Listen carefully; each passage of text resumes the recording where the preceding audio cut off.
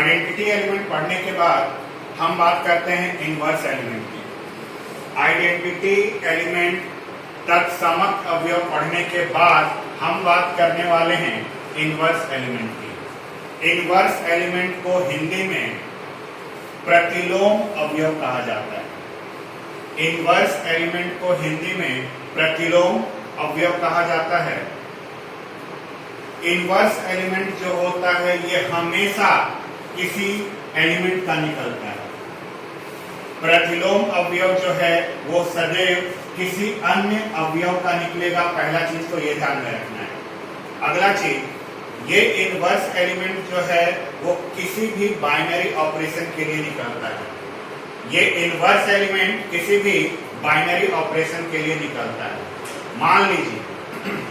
मान लीजिए स्टार जो है आपका एक बाइनरी ऑपरेशन है और ये star S cross S set से S की तरफ जा रहा है और इसी में स्टार बाइनरी ऑपरेशन के लिए E जो है उसका आइडेंटिटी एलिमेंट है।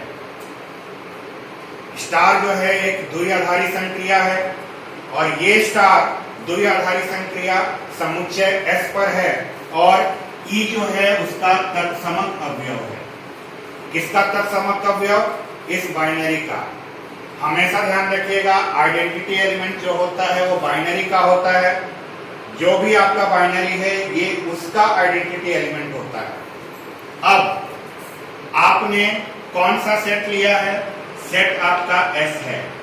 अब इसी सेट में एक एलिमेंट आपने B लिया, इसी सेट में एक एलिमेंट आपने B लिया और इसी सेट में एक एलिमेंट A लिया। पहले आपने एलिमेंट B लिया है, बाद में एलिमेंट A लिया जा रहा है और इस तरह से कि अगर उस A और B के बीच में आप बाइनरी लगाएं, A और B के बीच में अगर आप बाइनरी लगाएं या B और A के बीच में बाइनरी लगाएं तो आपका आंसर E आ जाए। बाइनरी द्विआधारी संक्रिया आपको हमेशा दो एलिमेंट्स, दो अवयवों के बीच लगानी है। ये दो एलिमेंट्स, दो अवयव हमारे पास A और B हैं। इन दोनों पर हमने बाइनरी लगाया। बाइनरी लगाने के बाद हमारा फाइनल आंसर E आ गया। अगर ऐसा है तो हम ये कहेंगे कि B जो है वो A का इनवर्स एलिमेंट है। B A का इनवर्स है। B जो है वो A का प्रतिलोम अवयव है।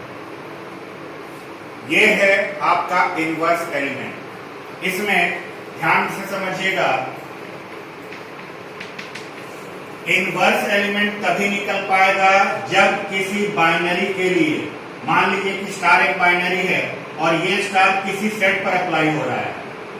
स्टार जो है अपने आप में एक बाइनरी है और ये बाइनरी किसी सेट पर अप्लाई हो रहा है। अगर उस सेट में कोई आइडेंटिटी एलिमेंट होगा, कोई तत्समक अवयव होगा, तभी आप इनवर्स एलिमेंट की कल्पना कर सकते हैं। इनवर्स एलिमेंट तभी आएगा जब उसमें पहले से आइडेंटिटी एलिमेंट हो। अगर किसी बाइनरी के लिए किसी सेट पर आइडेंटिटी एलिमेंट नहीं मिलता तो उस सेट में इनवर्स एलिमेंट भी नहीं मिलेगा। इनवर्स एलिमेंट मिलने के लिए एक छोटा सा कंडीशन ये होता है कि उस सेट में आइडेंटिटी एलिमेंट का होना जरूरी है। अब एग्जाम्पल के थ्रू आप समझिए कि यहां पर क्या बताया जा रहा है।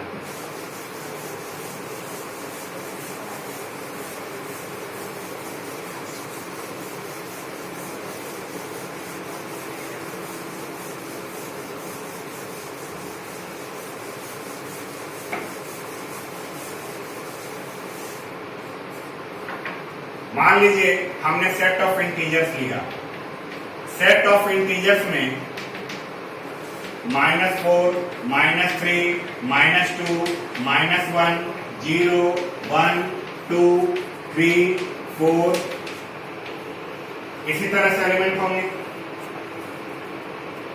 Z अपने आप में इंटीजर का सेट है और इस इंटीजर के सेट में आपको -इनफाइनाइट से लेकर +इनफाइनाइट तक के एलिमेंट मिलेंगे। आपको ये अच्छे से पता है कि इंटीजर के सेट के ऊपर प्लस जो है बाइनरी ऑपरेशन होता है। इंटीजर के सेट के ऊपर प्लस जो है बाइनरी ऑपरेशन होता है। साथ ही साथ प्लस बाइनरी ऑपरेशन के लिए जीरो जो है उसका आइडेंटिटी एलिमेंट होता है।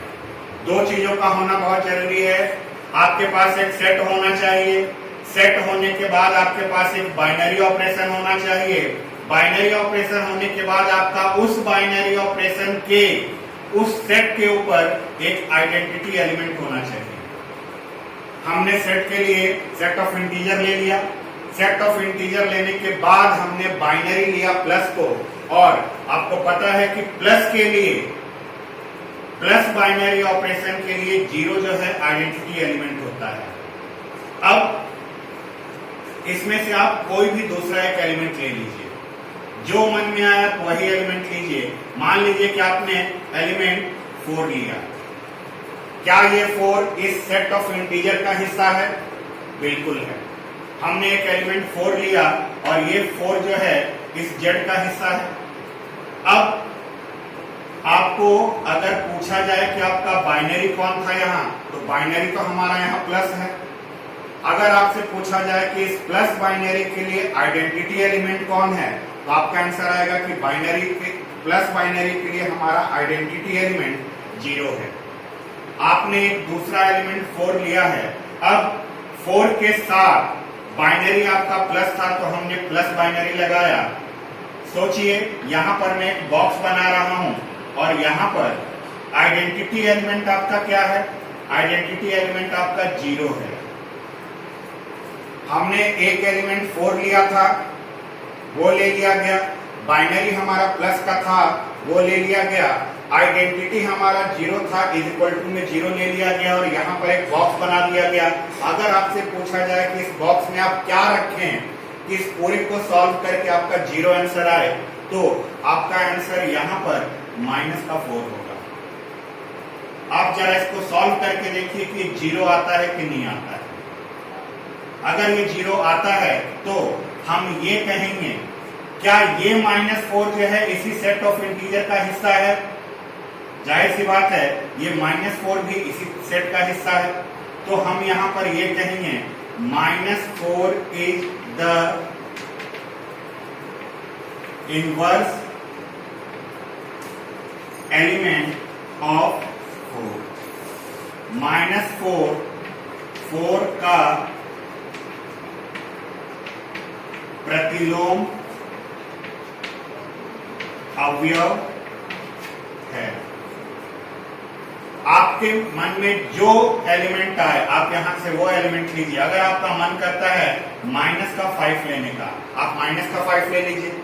-5 लेने के बाद आप हमेशा अपने बाइनरी को ध्यान से देखिएगा, आपका बाइनरी कौन है। आपका बाइनरी जो है यहाँ पर प्लस है। बाइनरी अगर आपका प्लस है तो यहाँ पर एक बॉक्स बना दीजिए, और अगर आपसे पूछा जाए कि आपका आइडेंटिटी एलिमेंट कौन है, तत्समक अवयव कौन है, तत्समक अवयव आपका 0 है, तो यहाँ पर आप 0 डाल दीजिए। अपने आप से आप एक सवाल पूछिए कि यहाँ पर कौन सा ऐसा एलिमेंट आप रखिएगा कि इस पूरे को सॉल्व करके 0 आए। तो यहाँ पर आपका आंसर आएगा 5। तो इसको क्या कहा जाएगा? इसे हम कहेंगे 5 इज इनवर्स एलिमेंट ऑफ -5। 5 का प्रतिलोम अवयव है। जिस एलिमेंट को आपने लिया वो एलिमेंट आपके इस सेट का हिस्सा होना चाहिए, और जो आपका इनवर्स एलिमेंट आ रहा है ये इनवर्स एलिमेंट भी इसी सेट का हिस्सा होना चाहिए। इन दोनों का ध्यान रखिएगा, और इन दोनों के ऊपर बाइनरी लगाने पर आपका आइडेंटिटी एलिमेंट आना चाहिए, ये ध्यान रखिएगा।